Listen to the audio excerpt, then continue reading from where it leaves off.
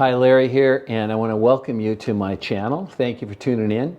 Today I'm going to talk about two science-based ways, based on evidence of course, to eliminate and prevent, if you will, dementia, also Alzheimer's.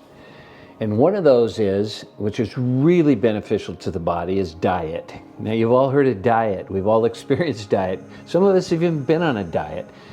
What I really want you to think about is what you put into this vessel, which is what transports your brain around all day, and how important it is that we make sure we're at our maximum. Now, what we're finding out that gut health is also triggers brain health. And that's why it's so important that you pay attention to what you're doing, because some diets lead to oxidative stress, which is where the cells start to break down, and it also leads to inflammation. Now, none of those you really want going on in your system. You know, as another thing to be concerned about is it can also lead to diabetes, poor cardiovascular strength, as well as obesity. So keep that in mind next time you put something in your mouth, because I really want you to recognize that this remarkable human being that you are needs to be fueled properly. And sometimes we're in such a hurry that we don't pay attention to what we're consuming.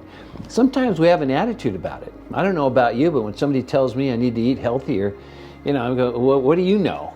Why should you have the right to tell me to eat healthier? When I am the only one who can determine what I do to maximize the opportunity to get full function out of this incredible brain that I have, as well as the one that you have. And you know another thing that your brain really loves? And that was the rrr. Did you get the rrr? That's really revving up on this one, because that's what it does. It revs you up as exercise. You know, I'm not talking about going out and running the marathon. You know, just a little cardiovascular. Dance around the house can even improve the hippocampus. The hippocampus. And what the hippocampus does, it's where memory is stored, and it allows us to have much more of flexibility in our cognitive abilities. And so when you think about exercise, I'm not talking monumental, as I mentioned earlier. Just take a walk. A walk is very invigorating, because what it does is it allows your mind to process.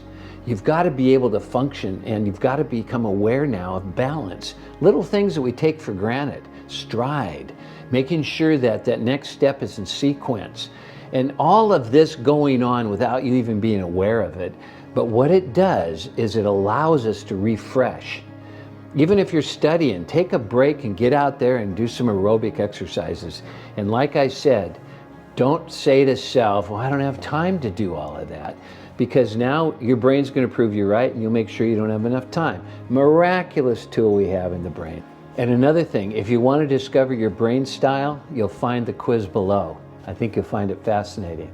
I look forward to seeing and talking more to you. Take care.